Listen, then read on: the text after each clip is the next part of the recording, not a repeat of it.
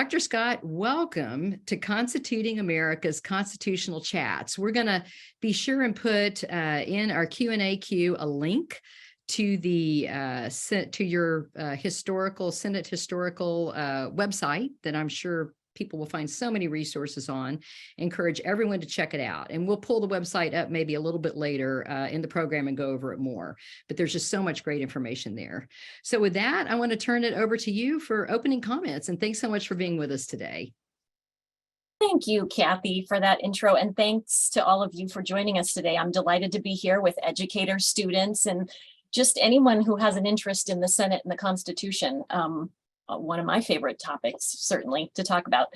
Today, my brief remarks are going to be focused on the Senate's formation by the Constitution, how the Constitution created the Senate and why it has the design and that it does. And then I know we're going to have a great question and answer session afterwards. So I'll leave a lot of those details to our fabulous audience who's going to come up with a lot of great questions, I'm sure. The story I want to tell today begins with the Federal Convention of 1787, when those delegates came from the states and met in Philadelphia. The framers of the Constitution established in Article 1 the structure and powers of our Congress. The Senate, of course, has changed a lot since it first met in 1789, but the role that it serves in our federal government remains anchored to the nation's founding document, and that's really what I'm going to focus on in these remarks today. When those delegates arrived in Philadelphia in the summer of 1787, it didn't take them long to agree that this new legislative branch, the Congress, would be composed of two houses. Those two houses would be very different. One house would be, in the words of Virginia Delegate George Mason, the grand depository of the democratic principle of government. That's the House of Representatives. But to balance the popular influence in the House of Representatives in our national government, Delegate James Madison of Virginia proposed another house, smaller, more deliberative, independent from the larger, more democratic body, and that is the Senate of the United States. Now, you'll probably remember from those, if any of you have read about that constitutional convention that met in 1787, that there was a really controversial aspect of that summer, and that controversy was how to solve the problem of the representation in the House and Senate. One plan put forward was that the number of representatives in each of the House and Senate would be proportional based on the size of the state. Delegates from the small states, of course, objected to that plan. They preferred to have equal representation, which they had been enjoying under the Articles of Confederation. Delegates from the larger states pushed back and argued that their states were contributed more in terms of the nation's finances and the nation's defense, and therefore they should have a greater say in this federal government. There was so much disagreement over this single issue that it threatened to break up the Constitutional Convention. Delegates were getting tired of arguing, and they threatened to give up and go home. Finally, a workable proposal emerged. Put forward by Connecticut's two delegates, Roger Sherman and Oliver Ellsworth. They said, let's have one body have equal representation and the other body have proportional representation. This is, of course, what we know of as the Great Compromise, and it finally broke the logjam in the convention when it was incorporated into the final document. So with the issue of representation out of the way, the details for each of these two bodies still needed to be filled in by the delegates at the convention.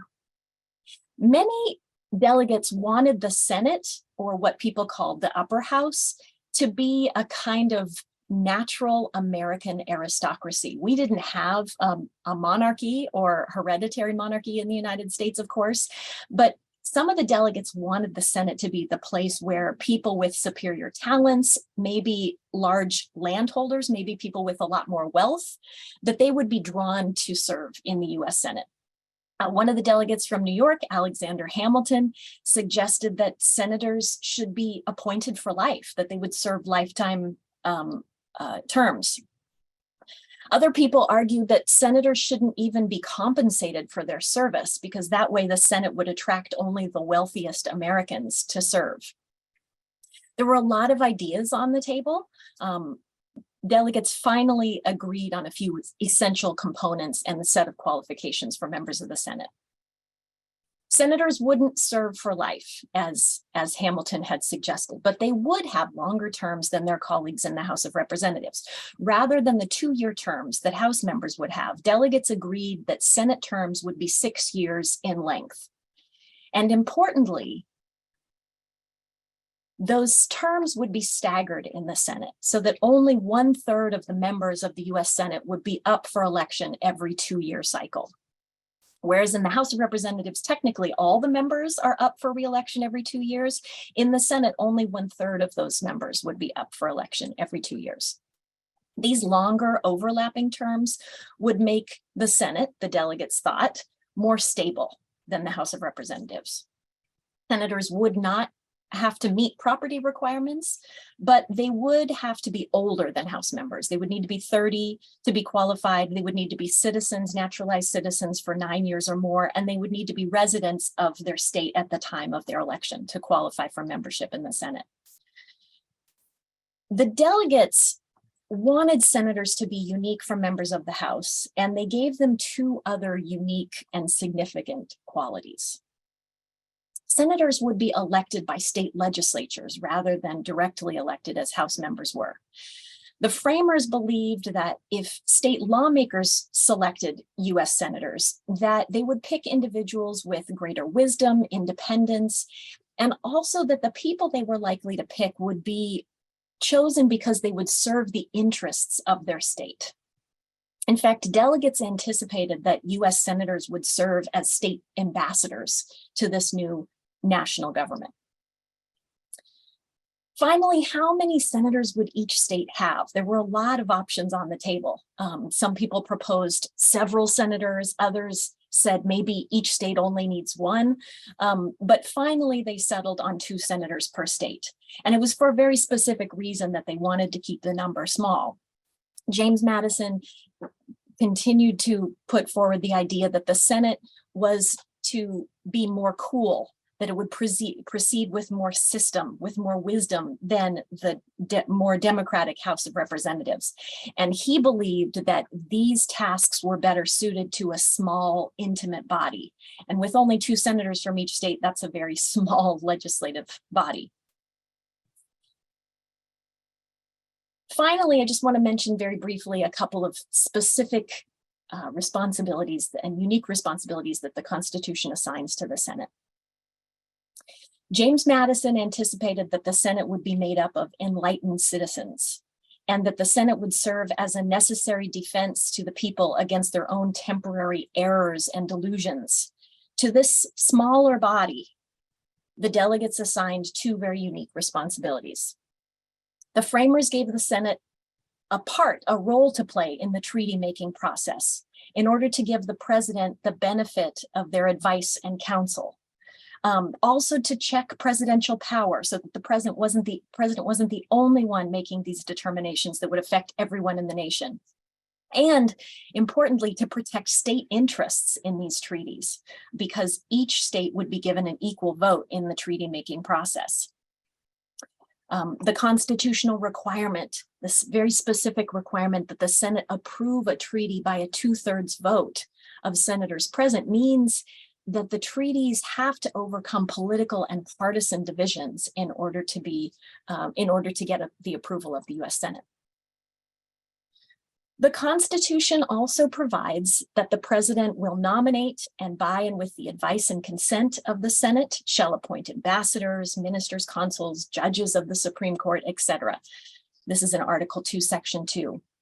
The president nominates all federal judges in the judicial branch and specified officers in cabinet level positions, as well as the military services, the foreign service, US attorneys and US marshals today.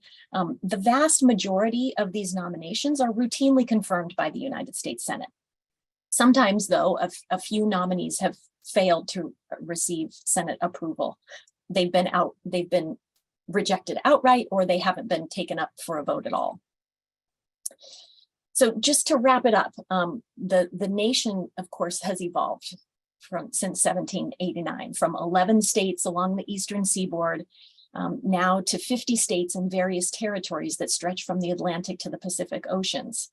But even despite the changes in the nation, the Senate continues to fulfill its duties as defined by the Constitution 234 years ago. Thank you so much. That was a great overview. And I love how you cited different portions in the Constitution and tied them to the history and just, really brought everything out in that way. Janine, do you have any questions? Of course. Do I have any questions? I always have questions. Dr. Scott, that was really wonderful. And I agree with Kathy. It was great, especially for our listeners and our young listeners, how you really pinpointed what the Constitution actually says.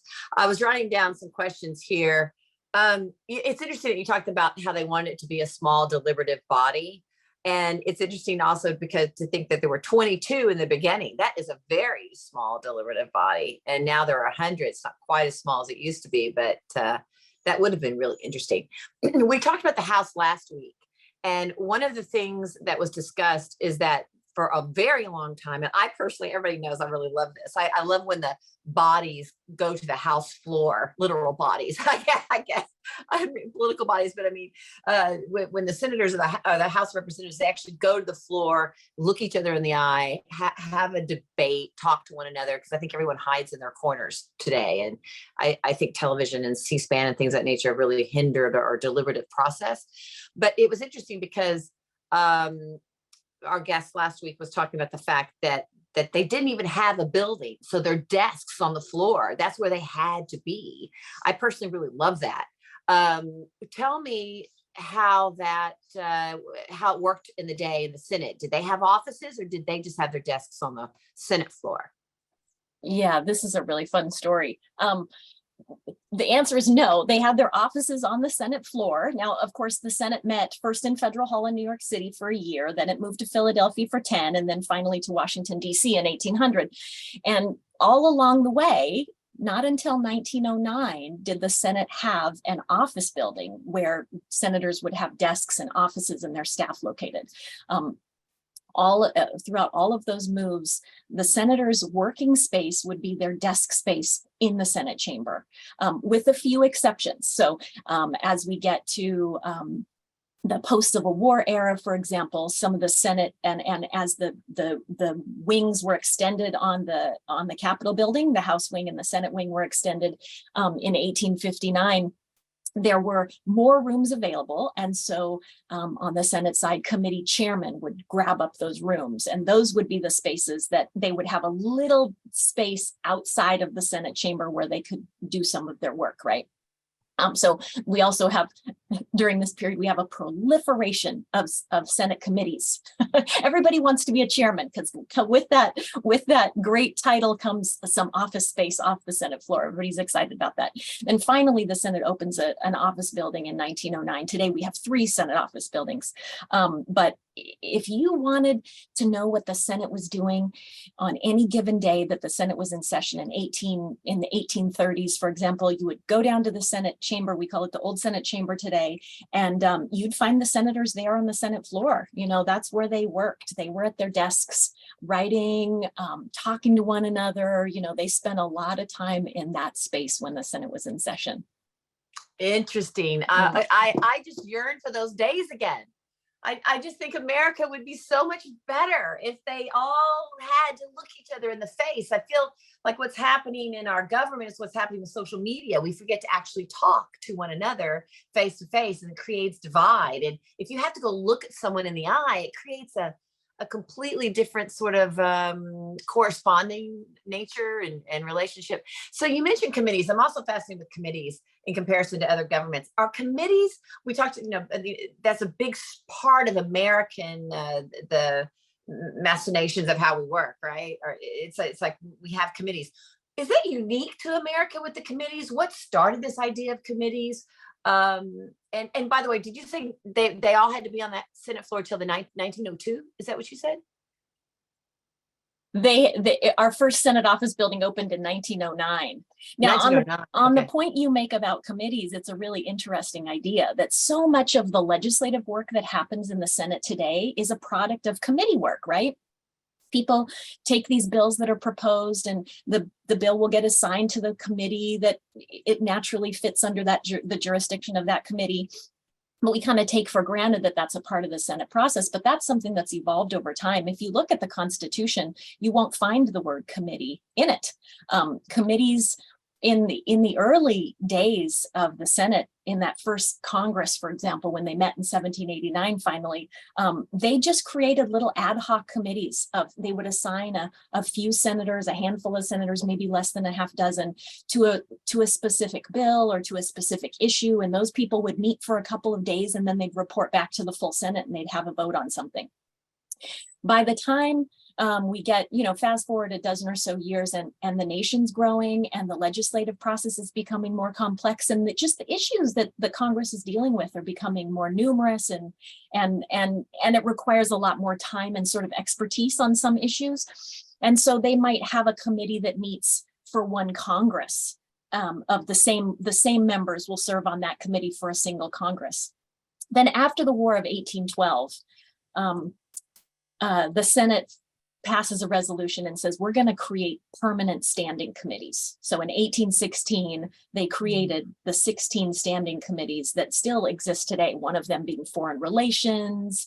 We have the Judiciary Committee, things like that. So those committees, while not in the Constitution, were an evolution of the Senate process, because the Senate just needed to have those reliable members that could always be exploring these related issues, and getting that information out, holding the hearings, doing the research, marking up the bills, amending the bills, and then sending them to the Senate for a final vote.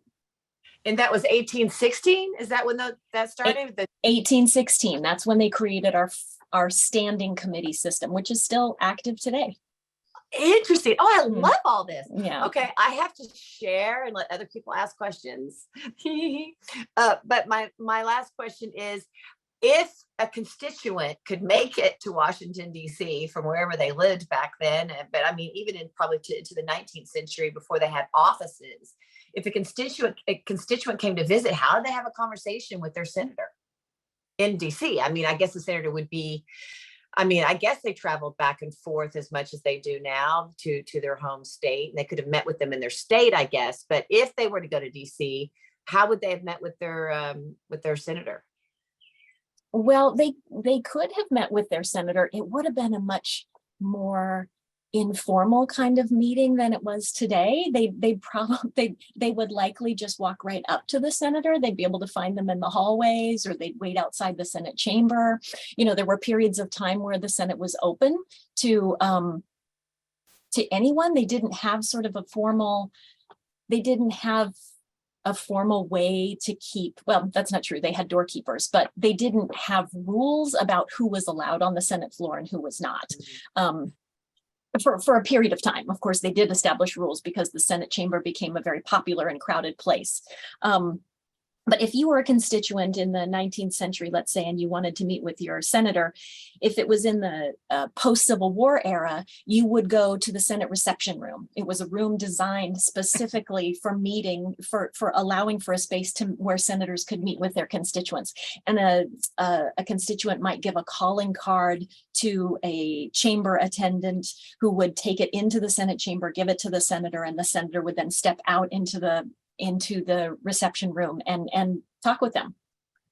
Interesting. Just like at the beginning, they would just, if they could get to the White House, they could go in and have a little chat for a while. I think that maybe that stopped after Andrew Jackson a little bit, probably. But okay, well, that's fascinating. Thank you so much. And I'm going to toss to Tova Love Kaplan. It's fun because we all have our little niches of what we like to ask. So here you go, Tova. Thank you so much, Dr. Scott.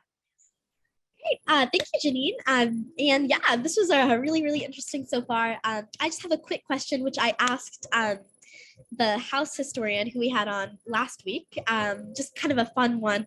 Do you have a favorite senator historically that you sort of are drawn to as you're researching? Last time he said John Quincy Adams as a representative because of all the diaries he kept. So I'm curious if you have someone in the Senate.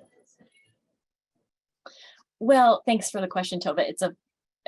I could talk all day about my favorite senators. It's actually hard to narrow it down to one, but I'll give you an idea of the types of senators that I tend to be drawn to. One of my favorites was Wayne Morse, Republican turned independent turned Democrat from the state of Oregon, who served in the 20th century. He was known to be a little cantankerous.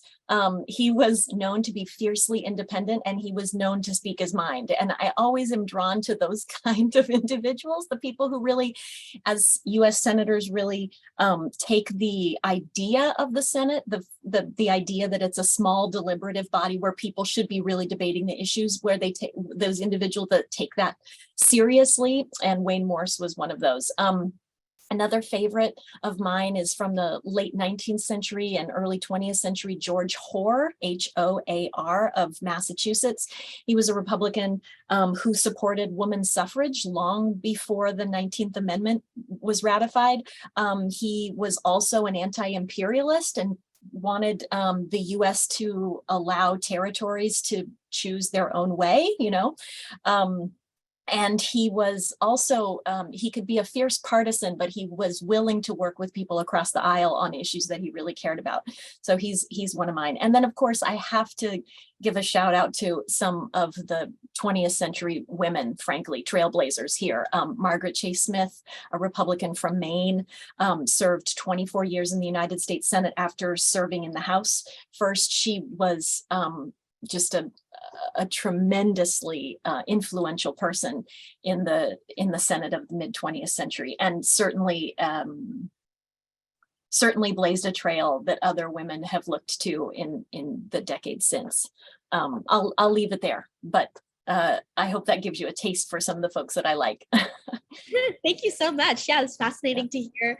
And then I wanted to say, looking at the differences in the role between the House of Representatives and the Senate beyond just sort of the composition, are there sort of deeper differences you see, for example, in the level of like partisanship you see in each chamber, or the amount of like populism or responsiveness beyond just the formulation of it?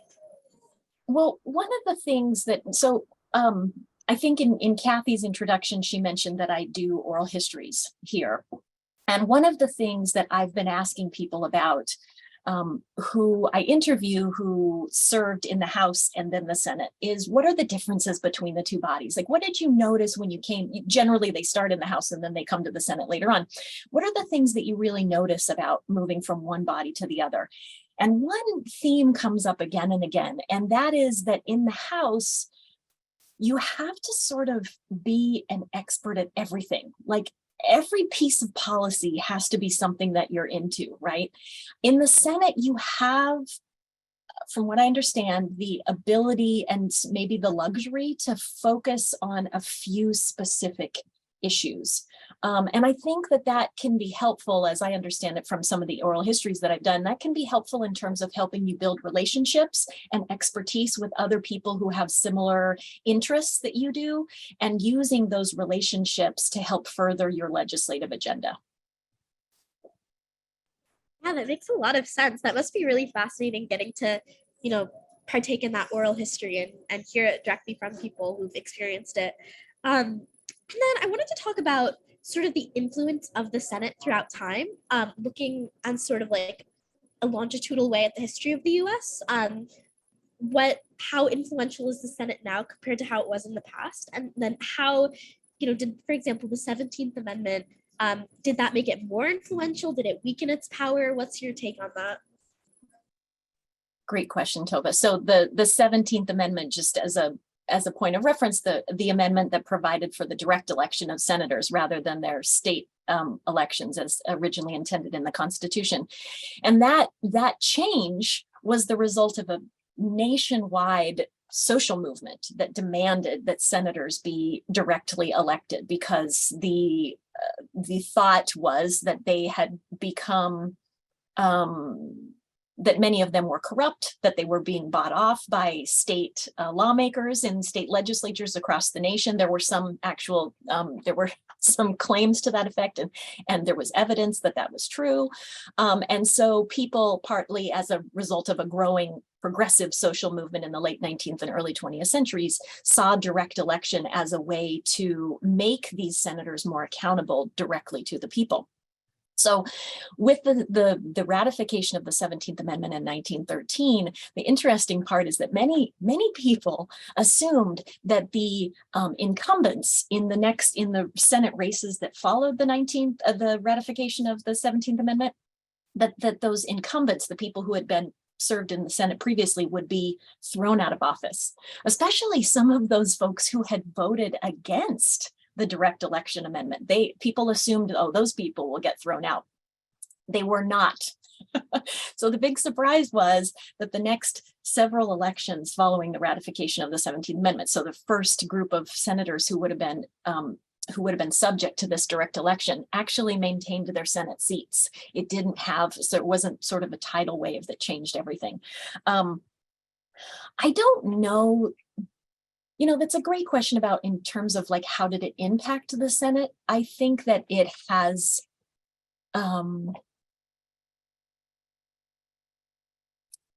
I think that senators today will still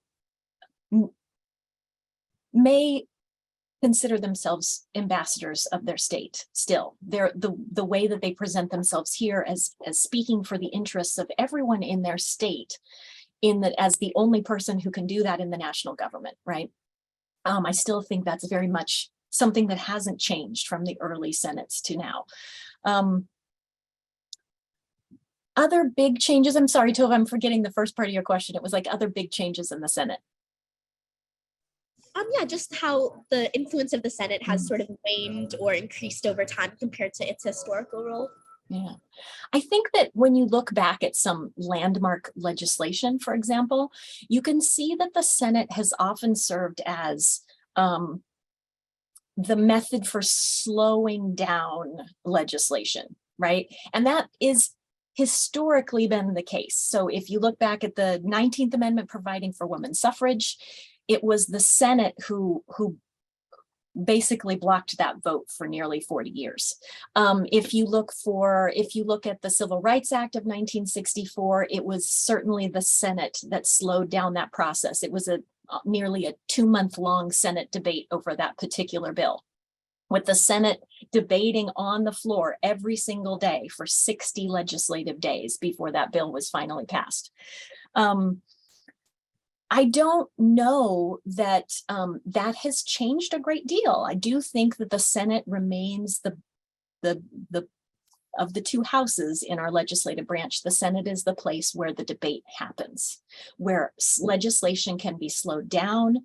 Sometimes it can be halted altogether, but generally it's the place where if a compromise can be reached, it will be reached in the Senate. And I think, that goes back to the framers' ideal of what role the Senate would serve, that it would be a fairly slow moving body, very deliberative and small. And that's what the Senate looks like today. It's still small. 100 members is still quite small compared with other parliamentary governments around the world.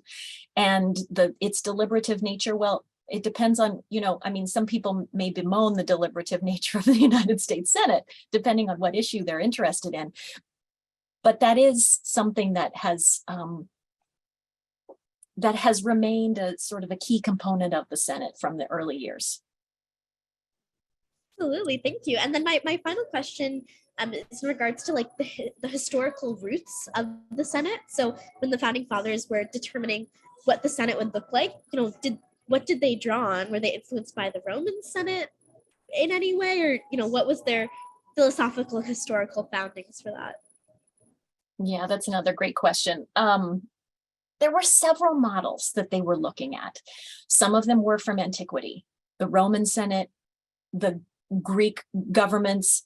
They were also really deeply influenced by British Parliament, of course, but also by their own state legislatures, their colonial governments first, and then later their state state legislature. So many of the qualities or the aspects of that they pulled in and made a part of the Constitution related to the Senate, those were pieces that they borrowed from those from state constitutions, from colonial governments. The idea that the Senate was the upper house. Several state legislatures also viewed their Senate piece of their bicameral legislatures as the upper house. The idea that the Senate would be a smaller body and that it would be more elite than the more democratic and boisterous and larger House of Representatives. That's a model that was built into many state legislatures. So they had several models that they drew on, but I think the most important one, frankly, and the most influential one would be those state legislatures. Well, great. Thank you so much for answering my questions. And now I will pass on to Jewel and Jordan to ask some more. Hello, we'll keep plugging away here. This great show talking about our wonderful Senate, and thank you for being on. So as far as the Senate powers and how the founding fathers had set them up, can you please give us some examples of those exclusive Senate powers and then maybe some historical examples of those being used initially?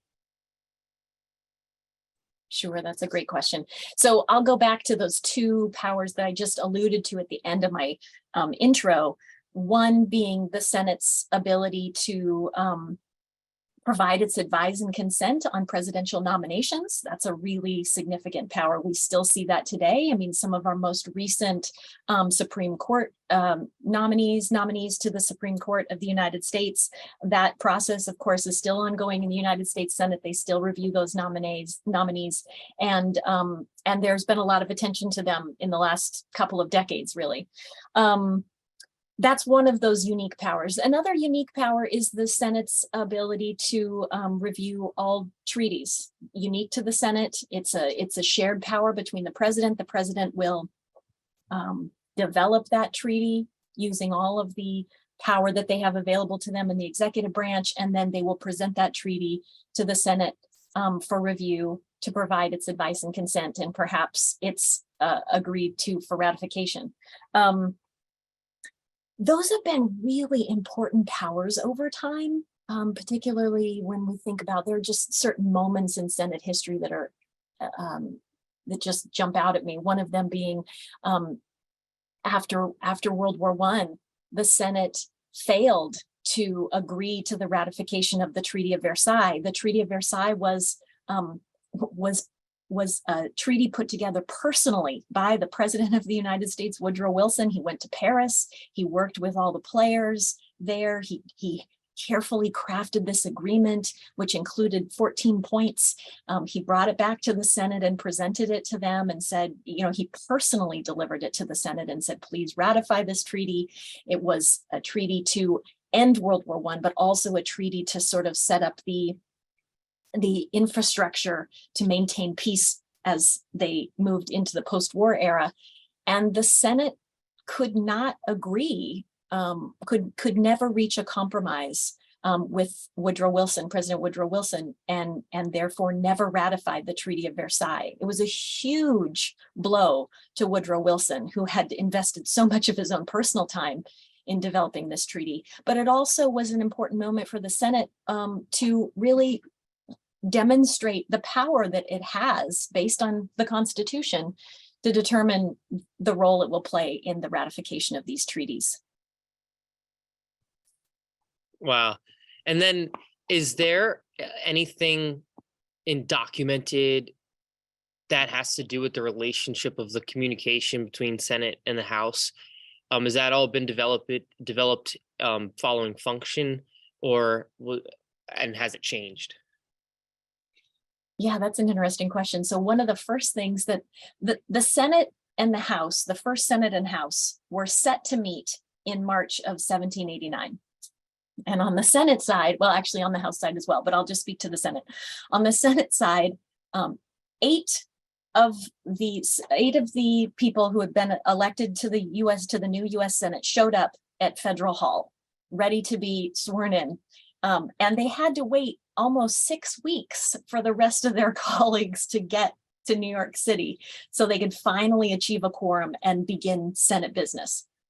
When they did finally achieve that quorum and swear in the new senators, and they began their new process in this new Congress, one of the things that they did early on was just decide. They literally talked in a room. It's really neat. We don't have verbatim conversations, but we have diary entries, and we have some of the sort of sketches of what went on.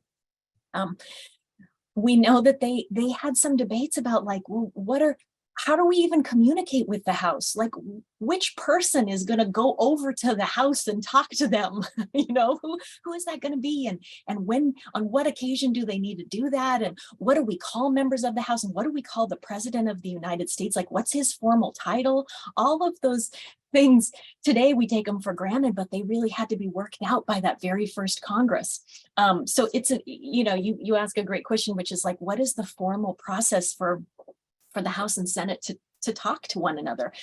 What they do now is they have a formal process. If a bill is passed in the Senate or a bill is passed in the House, they have staff who are tasked with sharing those documents with each chamber. And there's a formal process by which all of those documents are organized and archived and signed and all of that stuff. But it is kind of interesting to think that in that very first Congress, they had no idea how any of that was going to work. Yeah, imagine being there. It'd be so different from now, where it's just all assumed and they had to actually create the process. Yeah. As far as the Senate and the House as well, two questions is that we are kind of nationally minded today, and we are party minded today. But originally they weren't so much like that, as we talk about on the show often. Are there any historical cases where two states' interests really conflicted, and maybe two senators more so went at it as representing their states, less so than in a national sense? And then also, is there any example where the Senate and the House clashed more readily?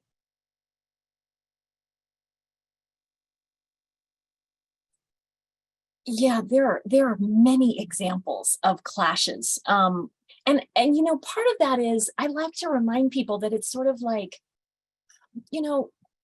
these folks are elected from their states and their districts to come here to DC and to work things out, right? They all have their own opinions. They all have constituent needs that they want to address. Democracy is kind of messy. So the idea that people would come here and there wouldn't be any conflicts is, for me, is like, of course there are going to be conflicts. Of course there are going to be, heated debates. Of course people are going to disagree. One of the I think pivotal disagreements between House and Senate, literally between a House member and a senator, is an event that many of you will probably remember some of the details of.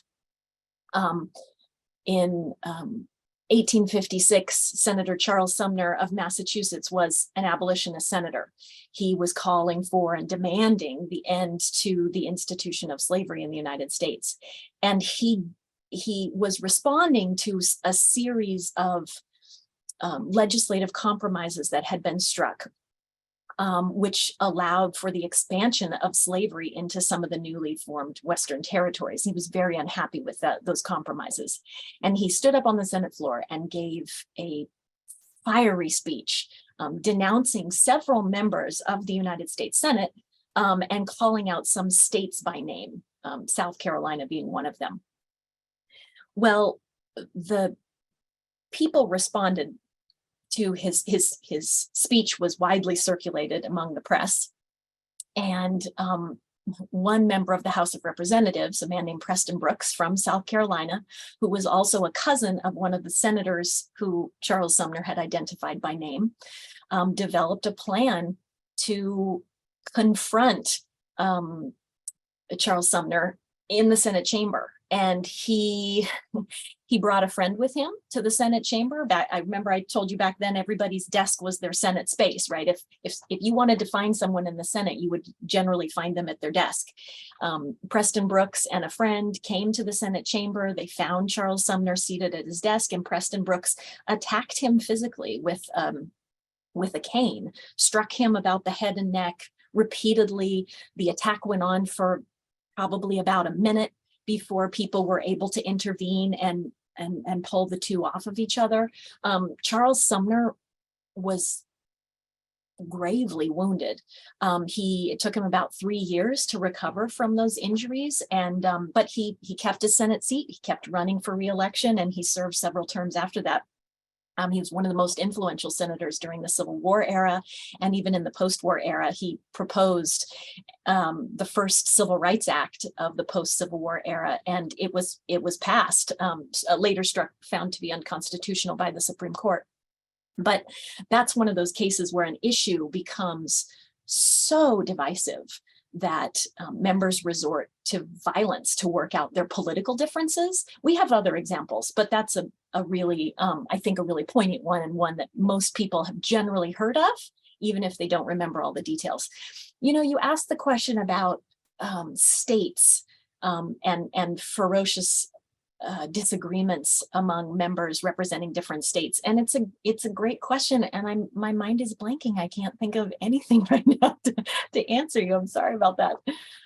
No, that's fine. That's such an amazing story that I did learn about it at some point. I remember, but to hear the details of it, as you just said, I think it's important for us in modern times just to remember those things that did happen in the past, and when we think that maybe things are bad now, that running the country was never easy, and that there was violence since the Revolutionary War and before and after.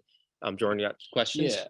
I'm a little curious about senator staffing and how their staff really came about, and what years. And it seems like there's so many people, it's so many more than that 100 now that are, below them, but still involved in the process. So could you talk a little bit about, how that came to be and what the average is of senator helpers, let's call them? Yeah, that's a great question. The process of growing the Senate staff is one that's evolved from the first Congress. One of the first things that the Senate did after they counted the ballots for the president, after they made some determinations about how they would communicate with the House of Representatives, is they hired a doorkeeper. So they hired their first staff member on their second day. And on the third day, they hired their first administrative officer, the Secretary of the Senate. As the nation has grown, so has the staffing needs grown around here. And right up, we had, for decades and decades in the Senate, there were provisions to hire clerks, basically, people who would provide administrative support to the members. As the nation becomes more complex and more states enter the nation, and the nation is growing, we begin to see more accommodations for staff. Some senators may have a single clerk if they were a chairman of a committee, for example. By the time we get to the early 20th century, we have committee staff, a couple of committee staff. We have like a committee clerk who handles all the administration for the committee. We might have a professional staff member who's helping on the legislative side to support the chairman's work. And then we begin to see that senators themselves are hiring staff for their own offices. So in 1909, when we have the first Senate office building open, then we begin to see sort of steady growth throughout the 20th century of staff on the Senate side. Today, we have, I think the peak of Senate staff for the 100 members was nearly 7,000 staff. And that happened, I think, in the 1970s, maybe early 1980s. Now I think we're somewhere just a little over 6,000. But I kind of want to give you an idea for what that includes. That's a big number. What does it include? Well, it includes everybody from the cabinet makers to the people who work in the barbershop, to the people who work in the Senate restaurants. We have people working in personal offices, so the members' offices. We also have people working on the committees. We have administrative folks like myself. I work underneath the Secretary of the Senate, that chief administrative officer that I mentioned, that was hired way back in 1789. Gosh, we have people just doing all kinds of work here to support Senate operations. If you watch C-SPAN when the Senate's in session, you'll see that there are a number of people on the Senate floor typically seated at those desks beneath the presiding officer's desk. And they're there just to support Senate operations, the parliamentarian, the legislative clerks, the folks who read the bills, the secretary of the Senate, the sergeant at arms who handles all of the security and the protocol for the Senate. There are a lot of people around here, frankly, supporting all of the work that those 100 members are doing. Thank you. I just got a peek at the time and I see a lot of audience questions. So I think we need to jump over to Kathy for some of those. Well, thank you, Jewel and Jordan. Thank you, Tova and Janine. Great questions so far. And we've got so many wonderful audience questions as well. We want to give a quick shout out to our teachers who have students watching today. Francisca Amato has got some students on. And I know we have a lot of other students watching as well. If you are a student and like to have a shout out, please feel free to put your name in the Q&A. But Kate, JT Shim asks about early on in the first Senate, when the three classes are now staggered, the three classes of senators. So how did that work when they were first getting started? Did some start with 2-year and 4-year terms and some started with 6-year terms, or how did they work that out? Yeah, this is a great story. In that first Senate, one of the things that they had to tend to was figuring out which members would be in which class of senators. So you're right, we have 3 classes of senators, class 1, class 2, and class 3, and their terms are up every 6 years. And members of each class their terms are up every 6 years. And in that first Senate, somebody had to be the senator who drew the short straw and got the 2-year term. It's true that they literally drew numbers to determine their classes in that first Senate. It's fascinating. It's a fascinating process. And one of the Senate artifacts is that we have one of the containers that they use to draw the numbers from. Wow. Yeah. It is interesting. It's kind of like now how they have to draw for office space. So. Right. And each time a new state would come into the union, of course, they'd have to submit themselves to that drawing process again and draw to determine which class they'd be a part of. That's very interesting. Now, Dave Montney asks about the vice president serving.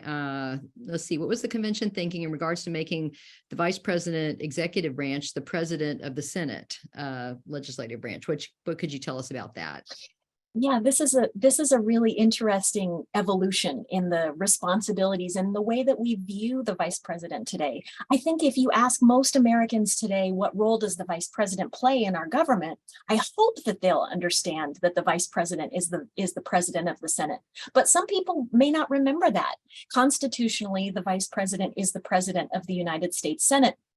And for a century and a half, that was their primary responsibility. If the Senate was in session, you were most likely to find the vice president in the Senate chamber seated at the vice president's, what we call the presiding officer's chair. That's where you would find them. That continued from 1789 all the way up through the 1950s when Vice President Richard Nixon began to redefine that role. That was the sole task for the vice president was to serve as the president of the Senate, to preside over the Senate, and in a number of cases to break a tie vote, right? That's what the Constitution provides. They're the president of the Senate and they can break a tie vote.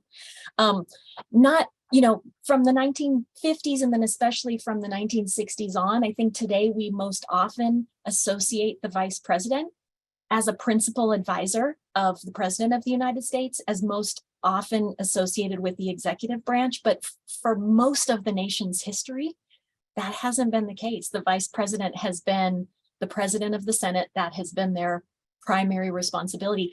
And a quick piece of trivia, the Senate of the United States pays the vice president's salary even today. Wow, that's very interesting. And then one other quick question. When we were researching for this show, we noticed that the first 6 years of the Senate were closed to the public. What can you tell us about that? That the public or press could not watch any of their proceedings?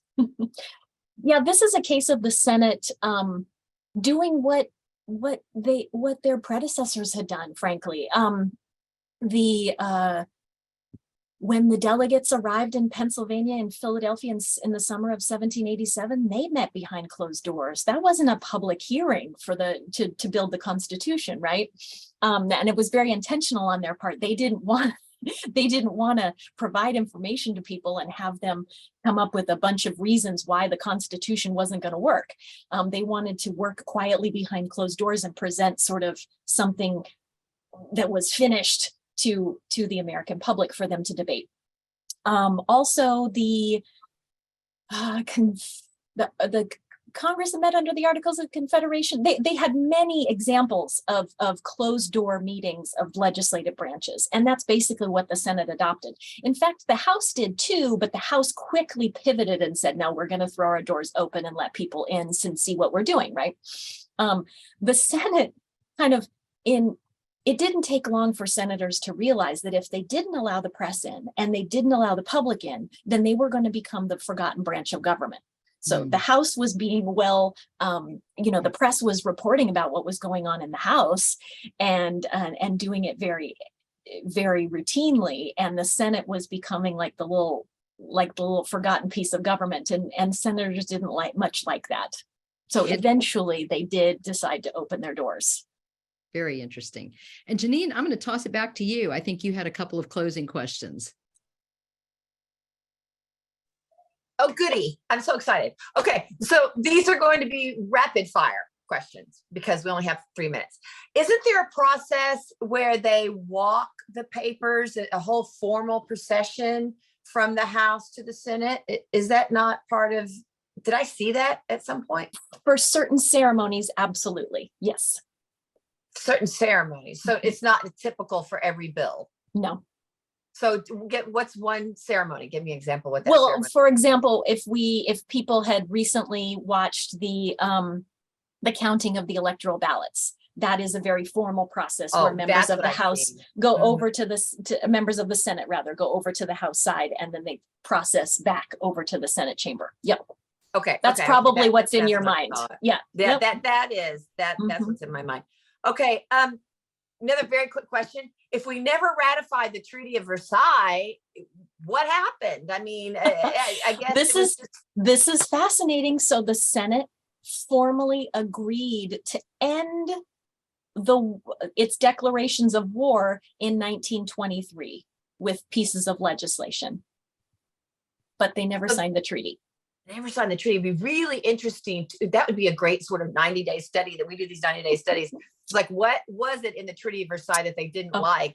It is so fascinating, and I don't have time to go into it, but you should definitely consider that for your 90-day thing. That sounds fabulous. That's really interesting. And also I love the check on power, which leads to my final question, which is I've written actually a petition about this because it bothers me so much that the Senate has really lost this power of ratifying treaties because presidents have changed the names of these agreements. So they go over, make an agreement with a foreign nation, come back and say, oh, it's not a treaty, it's just an executive agreement. Thus, you don't have to ratify it.